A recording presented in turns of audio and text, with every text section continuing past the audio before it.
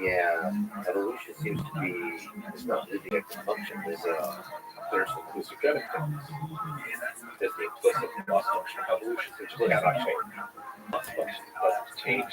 The environment changes, and therefore, like what gets optimized for the organism changes.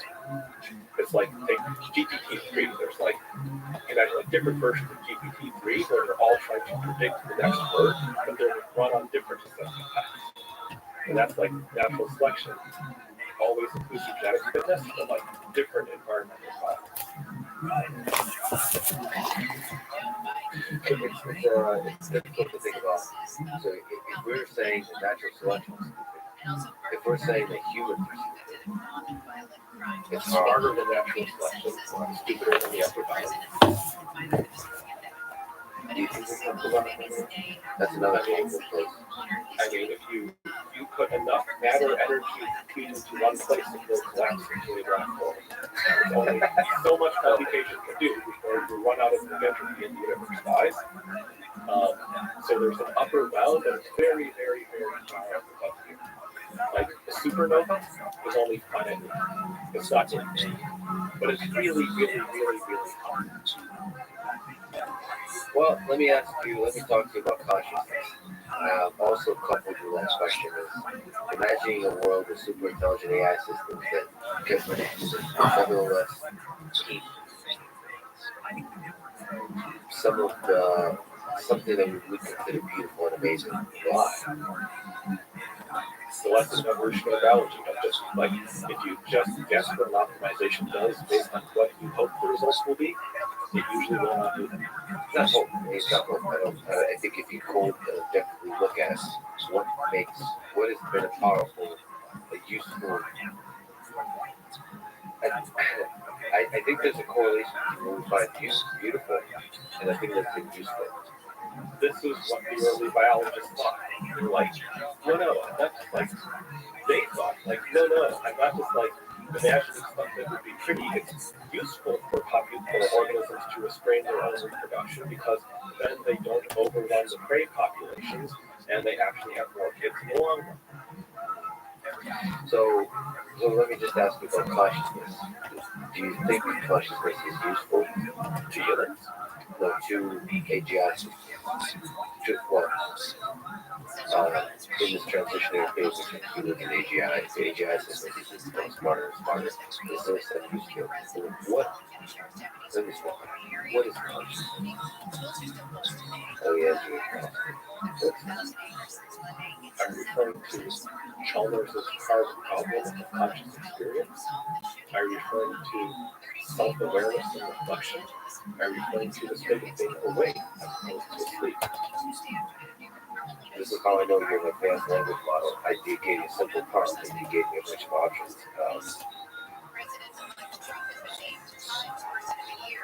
I think I'm referring to all with including the hard problem.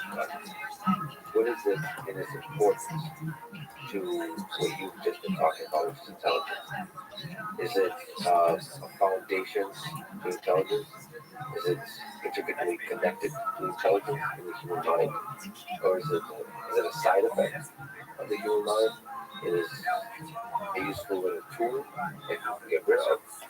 I guess I'm trying to get some color in your opinion of how useful it is in the intelligence of human beings, and then trying to generalize that to AI, whether AI will keep some of that. So I think that for there to be like a person who I care about looking out at the universe and wondering at it and appreciating it, it's not enough to have a model of yourself. I think that it is useful to an intelligent mind have a model of itself, but I think you can have that without pleasure, pain, aesthetics, emotion, a sense of wonder. Like, I think you can have a model of like how much memory you're using and whether like this thought or that thought is like optimized really hard hard on efficiently just having to use code cards. It is not the thing that says like, I am here, I look out, I wonder, I feel happy in this, and sad about that.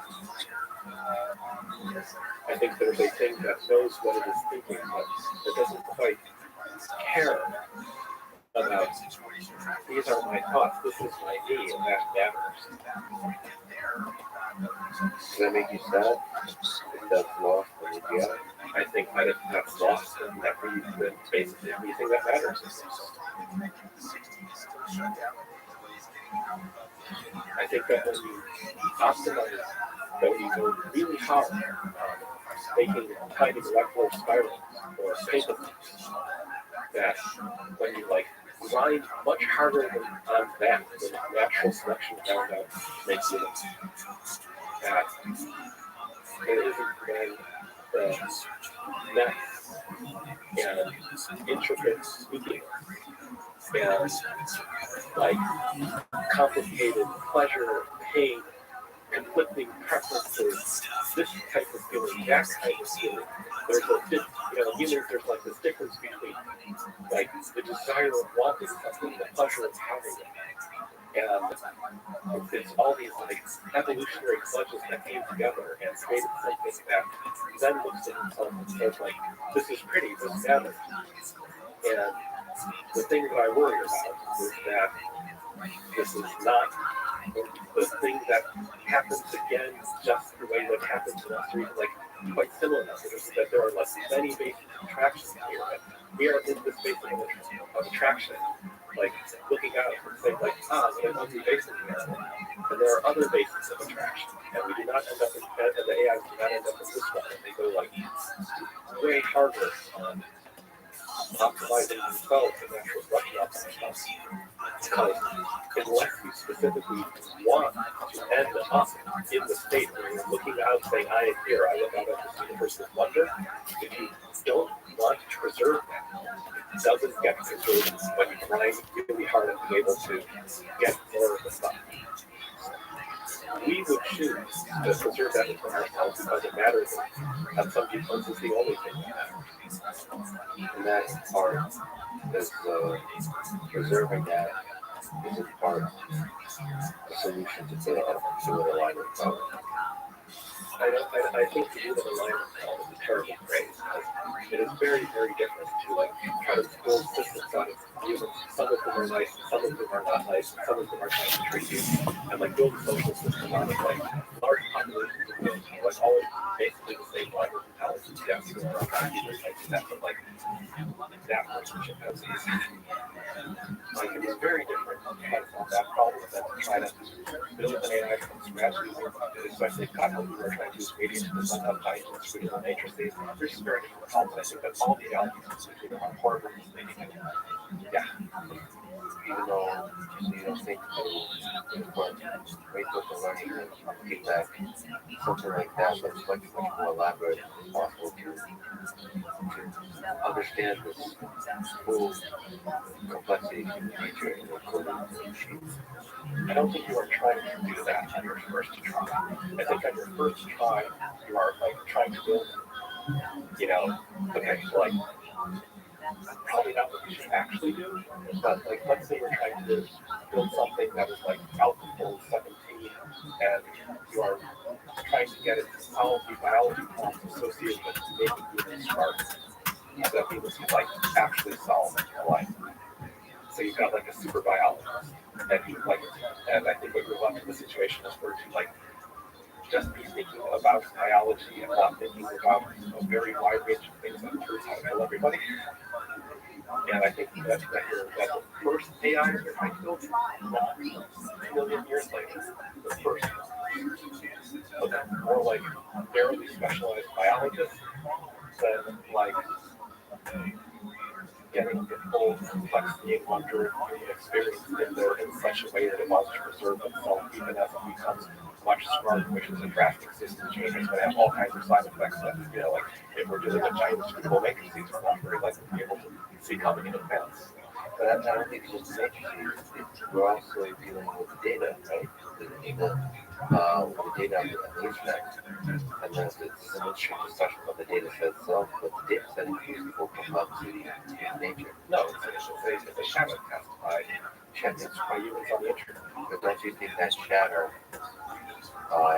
is a Jungian shadow? I think that if you have alien super intelligences looking at the data and be able to pick up an excellent picture of what humans are actually like inside. This is what here. If you have a wasp nation that dictates the next program from that data set, that the mind picks out by gradient descent to be able to predict the next program as well as possible on a very wide variety of results. But don't you think it is has humanness, a deep humanness to it in the tokens it generates, and those tokens are right in the tokenization? I think that if you send me to a distant galaxy with aliens who are much stupid, so much so that I can do a pretty good job of predicting what they'd say, even though they talk in an utterly different way from how I did, that I might in time be able to learn how to imitate those aliens, imitate intelligence gap is great enough that my own intelligence can overcome the alienness, and the aliens would look at my outcomes and say, like, is there not maybe a name of alien nature to this thing? And what they would be seeing is that I had correctly understood that, but not that I could assume there's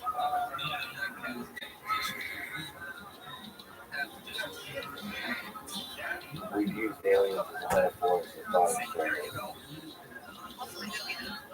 I have to ask, what do you think on the alien civilization about?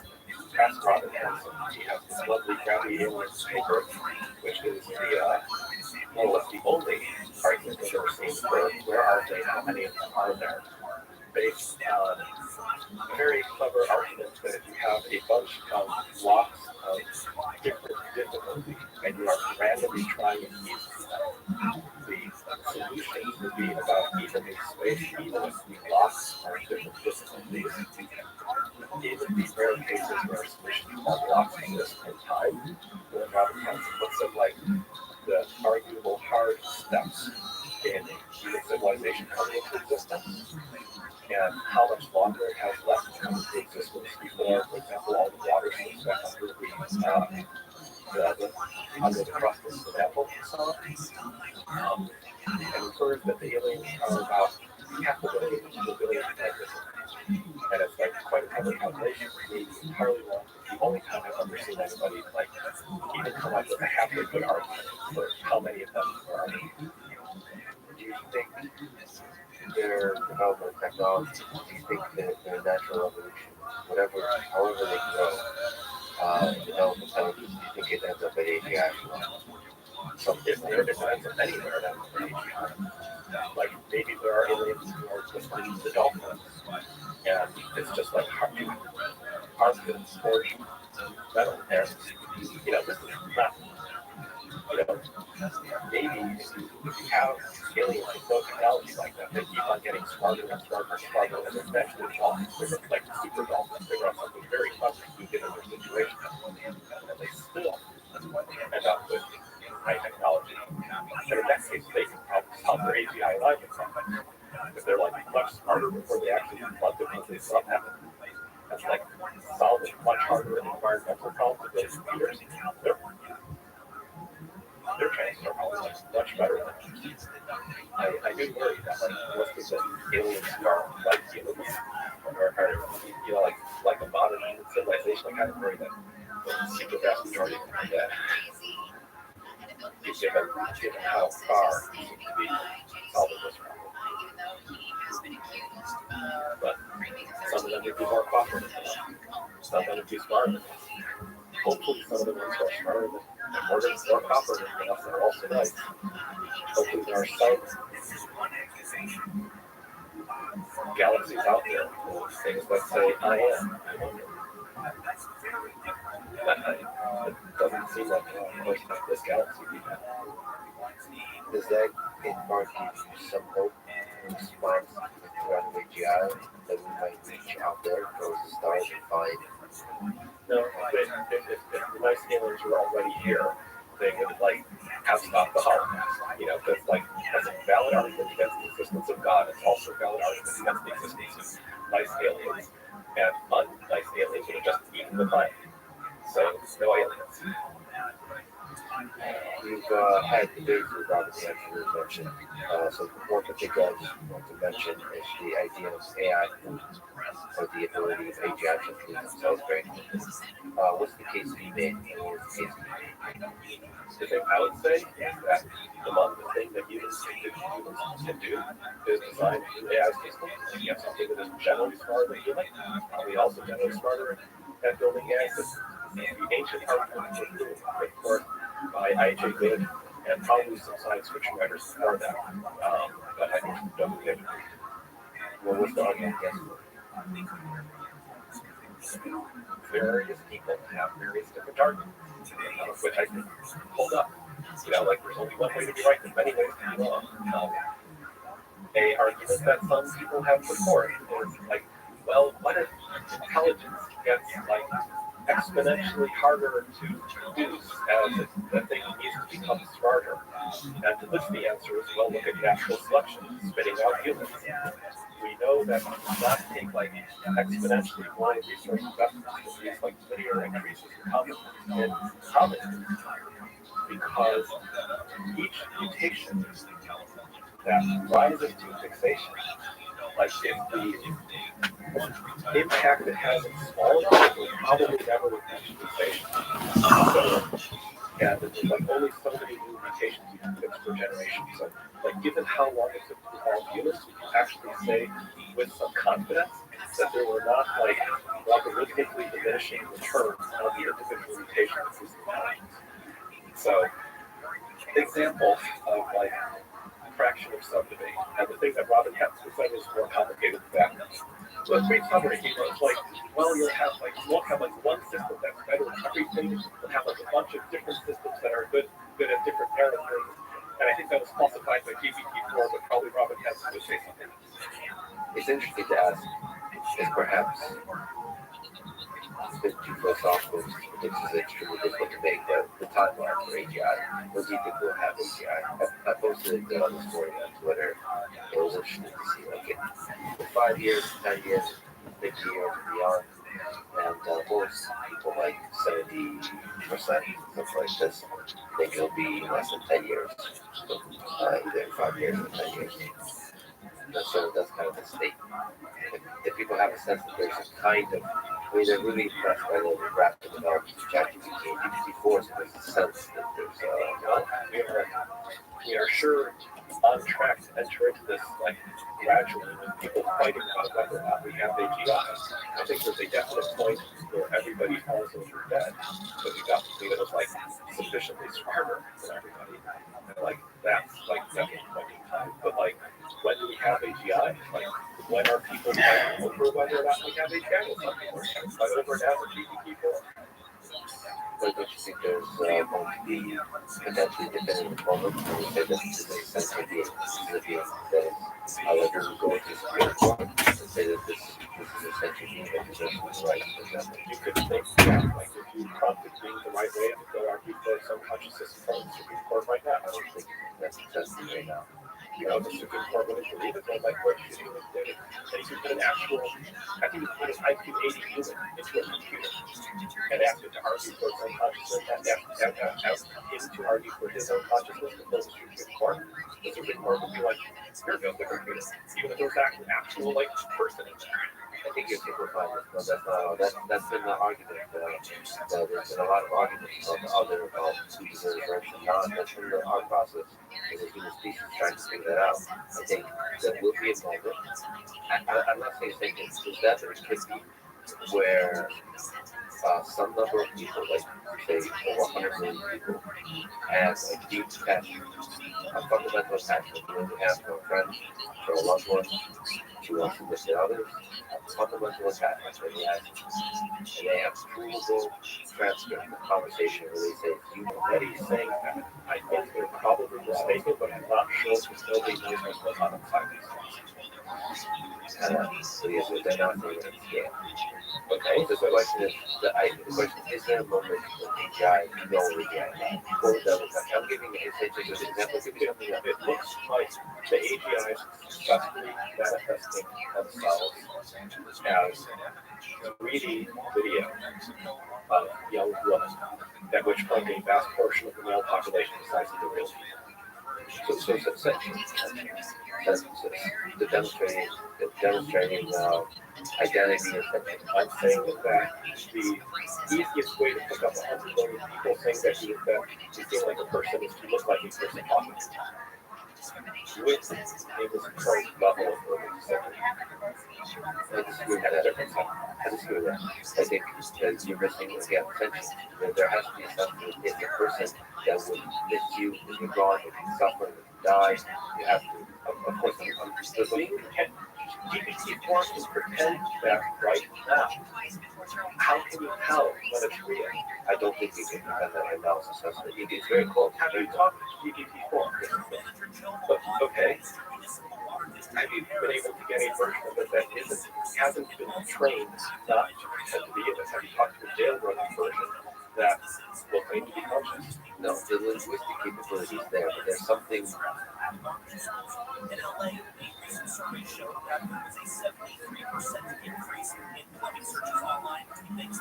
There's something about a digital embodiment of the system that has a bunch of perhaps a small interface features that are not significant relative to the broader intelligence that we're talking about. So perhaps the GPT-4 is already there.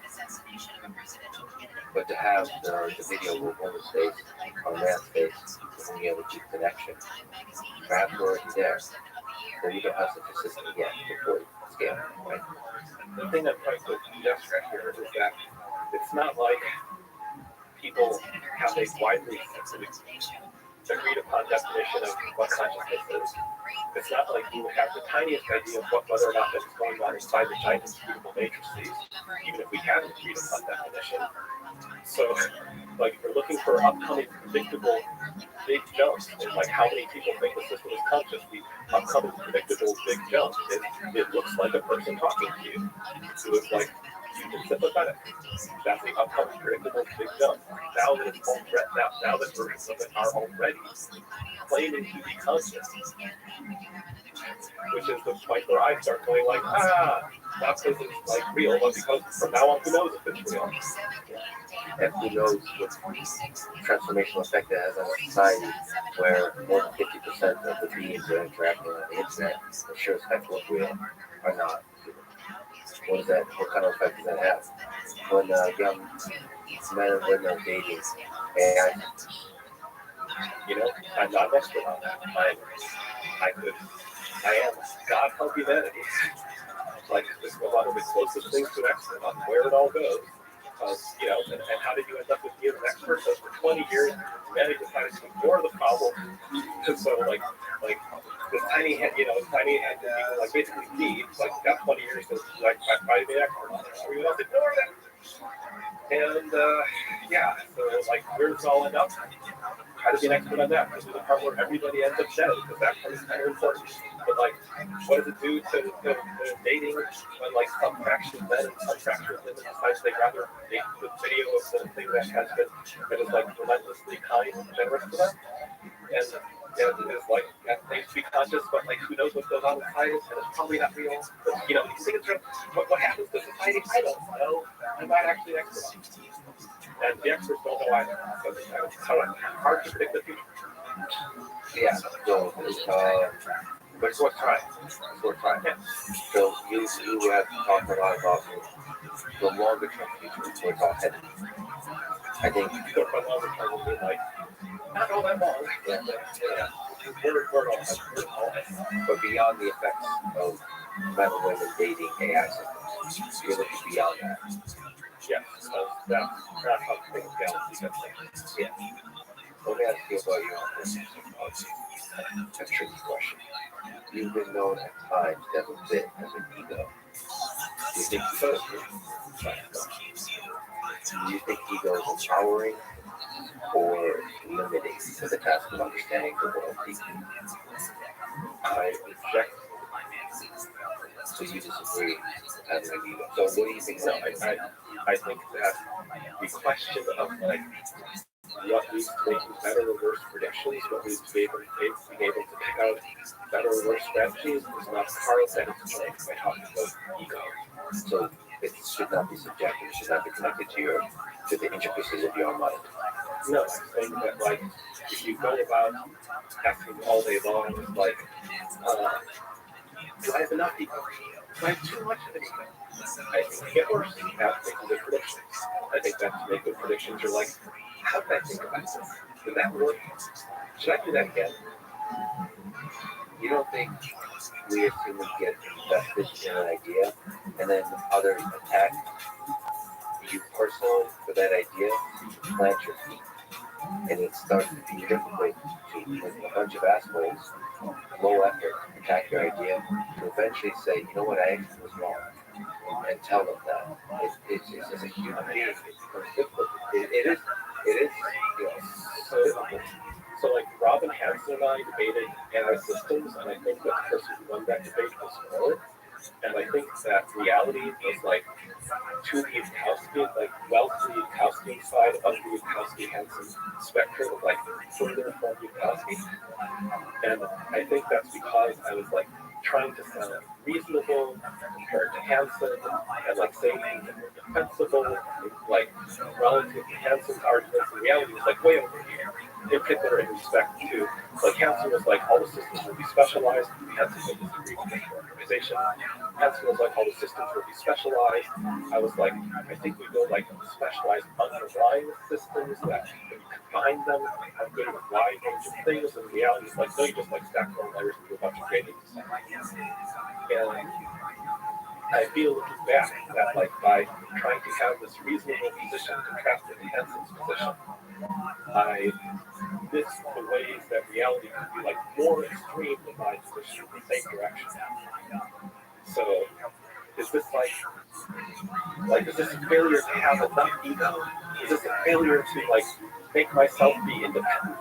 Like I would say that this is something like a failure to consider positions that would sound even wackier and more extreme than people already call to extreme.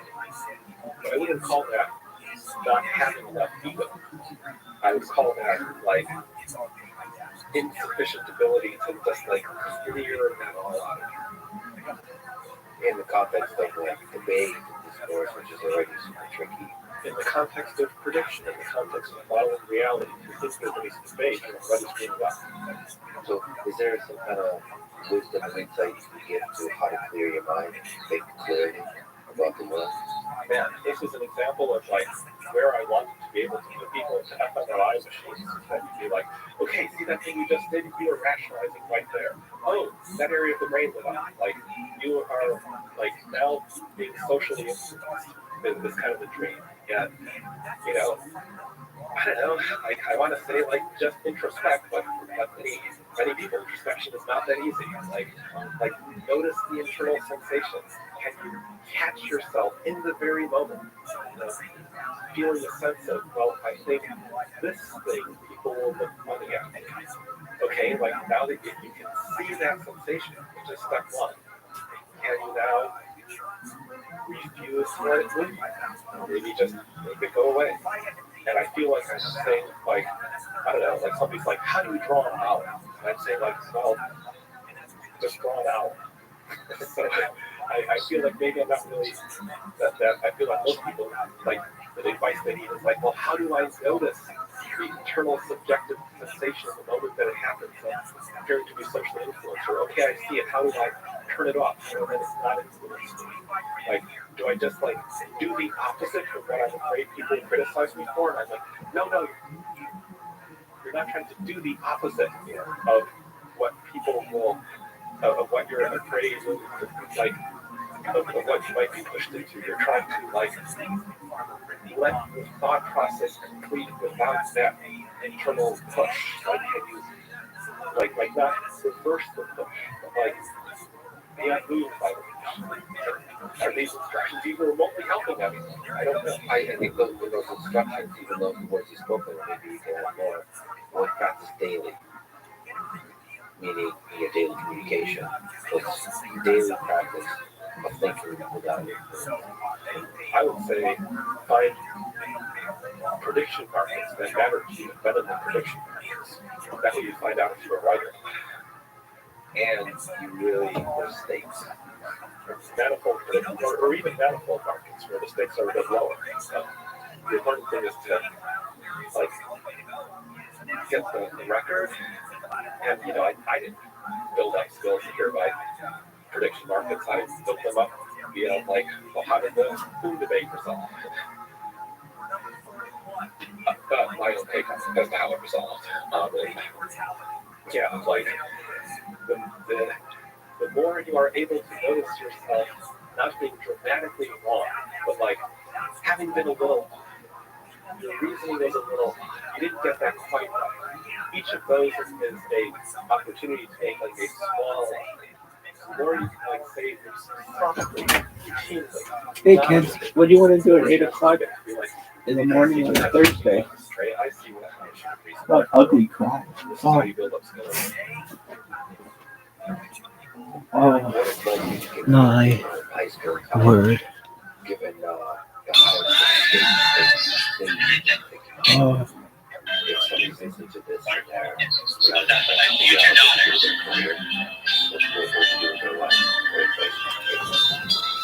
oh man. But your happiness in the future, my future is probably not that long at this point. None of the more today. But is there something, if they were to have hope, like for a longer future, is there something just to verify what fight?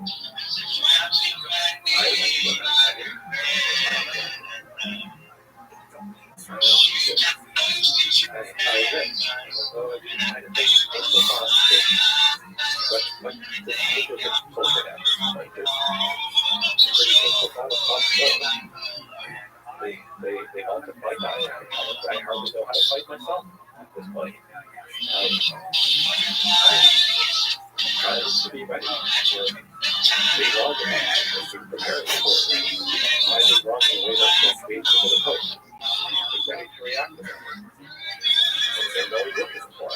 And then that is hard and complicated. Something in high school, I don't know, you have to set the picture of the future. That is not how I expect it to go. Even there is other time, and that outside is putting through multi-useful directions. I think it's just good testers. Because no, we are not interested frantically doing the last 50 decades of work. The thing to do at this point, if there were massive public outcry points in the right direction, which I do not expect, is that how the GPU clusters and crash program have artificial intelligence biology, not biology. Because if they become much smarter, they actually do smarter less. You get that. And along the way, you not get it done. It's easy to do synthesizing these things from scratch, but the next place to find out how each app that you can start out with the brain that's using license that has ever produced one. And in saying this, I do not want to sound all the places you need to engage in that action and then everything will be all right. This is because there's so many things where somebody tells you what it is, you recycle it, everybody knows your target and recycles their target and then all this happy interaction and this is unfortunately not what I have to say. Everybody recycles their carbon. It's not going to fix this. Everybody recycles their carbon and everybody else is dead. Metaphorically speaking, but if it wasn't like on the bars, just end up getting this later. That a few people could use I trying hard. But if there was enough public outcry to shut down the GPU customers, that you should be part of that outcome. If the belly ever is going in the direction that religion predicts, that there's enough public outcry, pointed enough in the right direction to do something that actually results in people living. It's not just like we did something, nothing. There was an outcry, yes, I was like, he didn't horrible something, like, did everything, there was enough actual, like, oh, we're going to die. Not doing that. Something else isn't about that. Like, not super convenient. Only the type of thing that's going on. If there was that kind of public outcry, if I'm wrong, if there was that kind of public outcry, then somebody I need to be part of that. If I'm wrong in other ways, I would be part of that. But like, and if you're like a, you know, don't get a citizen, you could go into interpretability. It's smarter than that. It's like, a lot of the problems which other colleges got the right of. And other things, but most of the things in the high school, it's like, yeah, if it's about something, and otherwise, they'll put their happiness into the part future, and they get to this. And it's beautiful that you're looking for ways to do that. And it's also beautiful that you guys are being surprised that I say yes for something. It feels like a very, very basic competence that you are praising me for. Okay, cool. I don't think it's good that you're in a world where that is something that I deserve to be confident about, but I never have. I never had confidence in confidence gracefully. I have accept that gracefully. Sure. Well, thank you very much. You painted some probability a dark future. Are you yourself just when you think, when you ponder your life and you ponder your mortality, are you afraid of death? I think so, yeah. Does it make any sense to you? When we die? Like what?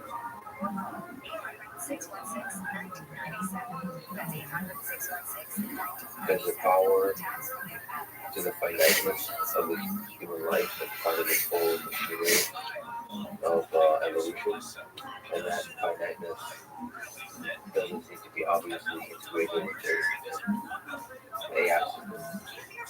So it feels like almost some fundamentally in that aspect, some fundamentally different ways.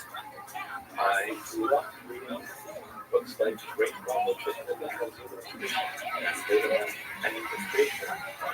My children, you know, age 12 or thereabouts.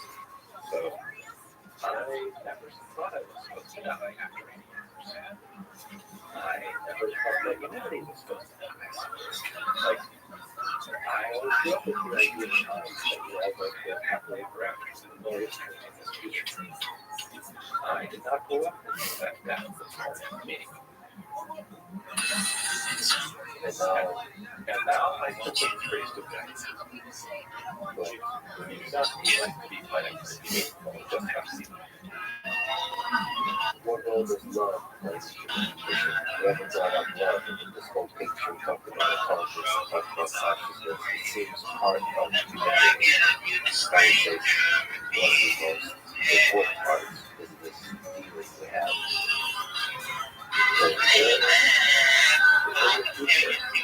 and routinely more than one AI, let's say two,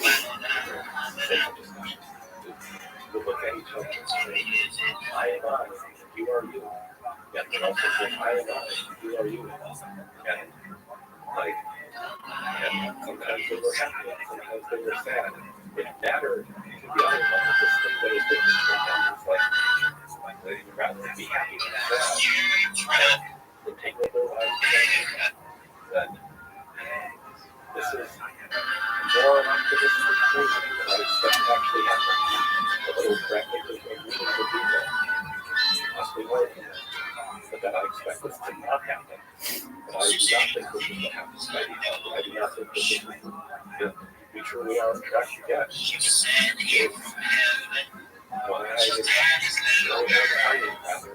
You know, that's the way I am. Do you think that is part of the meaning of life? Or do you think it's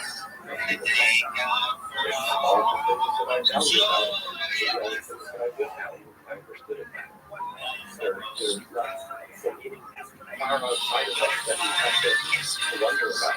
There's like looking at life, like, this is what I want. There's the meaning of life, not some kind of like eating something that we bring to people and look at them and look at them and say, oh, this is the meaning.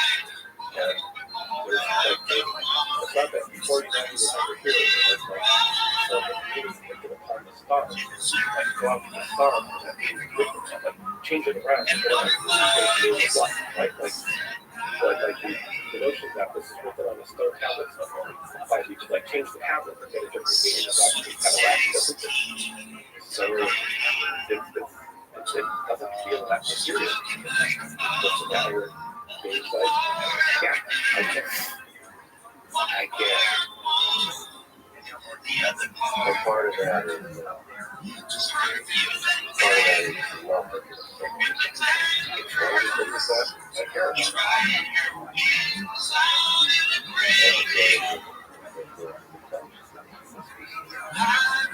You know, that sounds kind of too fancy to me. Just look at all the people, you know, one by one, up to their children, and like, that's like, Is there any parents who got tried to talk to you for a long time? Because I'm a big fan of the game, for time. Thank you for the fight you fight. Thank you for being creative and bold. Everything you do, I hope you get a chance to talk to them. I hope you never give up. Thank you for talking to me. didn't really address a whole lot of fundamental questions I expect people to ask, but, you know, maybe we got a little bit further, a little bit of progress, but I'd say, like, be satisfied with that, but actually, I think that's going to be satisfied with that. To be continued. Let's finish this conversation and then we get to your thoughts. For this podcast, please check out our content in the description.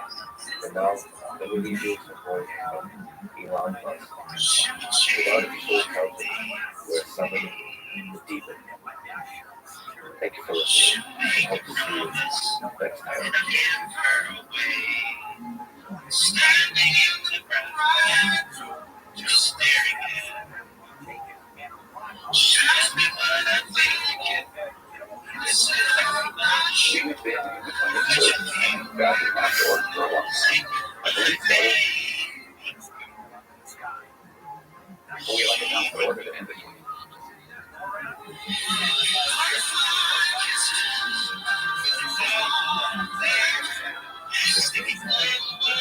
So we're going to organize the audience. People thought we were factions. You know, like I remember this a enemy at a large industrial AI lab was like the enemy before it was being like, you know, very good and it was like AI. That was the level of like heaviness and rancor in the field that it did with the people's network and trying to build it down. So for the AI, a small collection of folks who were brave enough to talk about API in the face of operation. We have to have that now.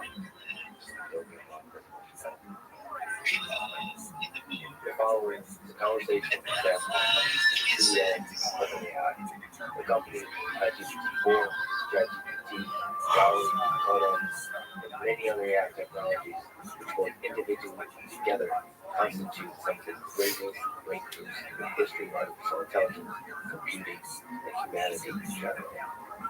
Please allow me to say a few words about the possibilities and the dangers of AI in this current moment in the history of human civilization. I believe it is an important moment. We stand on the precipice of fundamental societal transformation, and soon, nobody knows when, many, including me, believe it's within our lifetime, the collective intelligence of the human species begins to pale in comparison by many orders of magnitude to the general superintelligence in the AI systems we build and deploy at scale. This is both exciting and terrifying. It is exciting because of the innumerable applications we know and don't yet know that will empower humans to create, flourish, and escape the widespread poverty and suffering that exists in the world today, and succeed in that old, all too human pursuit of happiness. It is terrifying because of the power that superintelligent AGI wields to destroy human civilization, intentional or unintentional. The power to suffocate the human spirit in the totalitarian way of doing almost 1984, or the pleasure-fueled mass hysteria of brave new world, where, as Huxley saw it, people come to love their oppression, to adore the technologies that undo their capacity to think. That is why these conversations with the leaders, engineers, and philosophers, both optimists and cynics, is important now. These are not merely technical conversations about AI.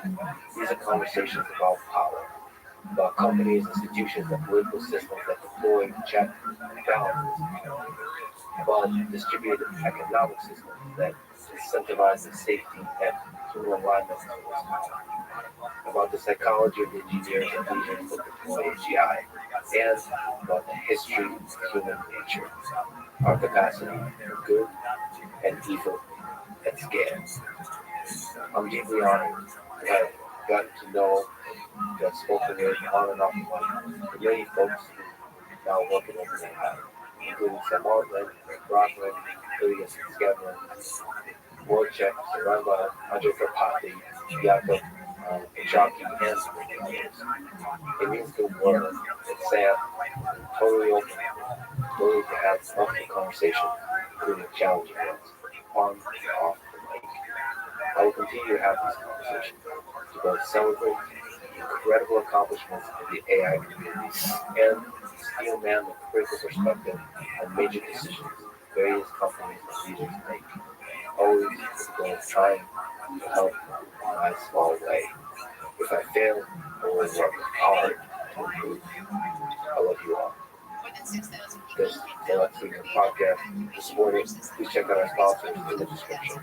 So now, your friend, your Sam, high level, what is GPT-4? How does it work, and what do you use most amazing about it? It's a system that we'll look back at and say it's a very early AI. It's slow, it's buggy, it doesn't do a lot of things very well, but neither did the very earliest computers. And they still pointed a path to something that was going to be really important in our lives. It took a few decades to evolve. Do you think this is a pivotal moment? Like, out of all the versions of GPT 50 years from now, when they look back at an early system, Yeah. that was really kind of a leap. You know, in a Wikipedia page about the history of artificial intelligence, which of the GPTs would pick with? That's a good question. I sort of think of progress as exponential. It's not like we could say here was the moment where AI went from it's not happening to happening. And I have a very hard time like pinpointing a single thing. I think it's a very continuous curve. Well, history books write about GPT 1 or 2 or 3 or 4 or 7. That's for them to decide. I don't really know. I think if I had to pick some moment from what I've seen from Mars, I'd sort of do ChatGPT. It wasn't the underlying model that mattered, it was the usability of it. So the RLHF. So what is ChatGPT? What is RLHF? Reinforcement learning, human feedback. What is that little magic ingredient in the dish that made it so much more delicious? So we trained these models on a lot of text data, and in that process, they learn the underlying something about the underlying representations of what's in here or in there, and they can do amazing things. But when you first play with that base model, we call it after you finish training, you can do very well on the go. You pass tests, it can do a lot of things. There's knowledge in there, but it's not very useful. Or at least not easy, let's say. And RLHS is how we take some human feedback. The simplest version of this is to show two outputs, ask which one is better than the other, which one the human waiters prefer, and then feed that back into the model of reinforcement learning. And that process works remarkably well with remarkably little data to make the model more useful. So RLHF is how we align the model to what humans want it to do. So there's a giant language model that's trained with a giant data set, creates kind of background group of knowledge that's contained in the internet.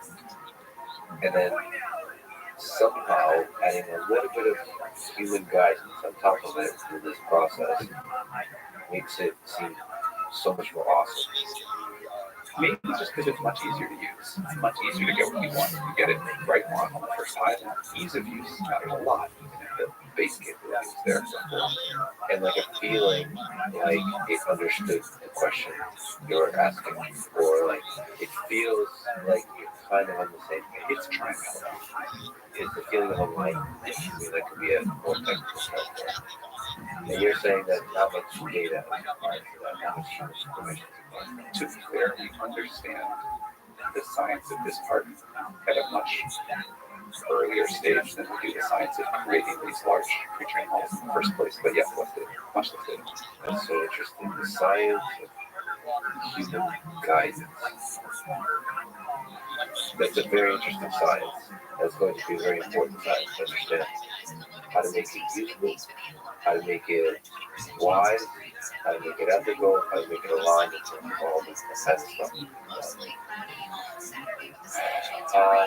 And it matters which of the humans are in the process of incorporating that human feedback, and what are you asking the humans to do things, are you asking to rank things, what aspects are you letting or asking the humans to focus on. It's really fascinating. But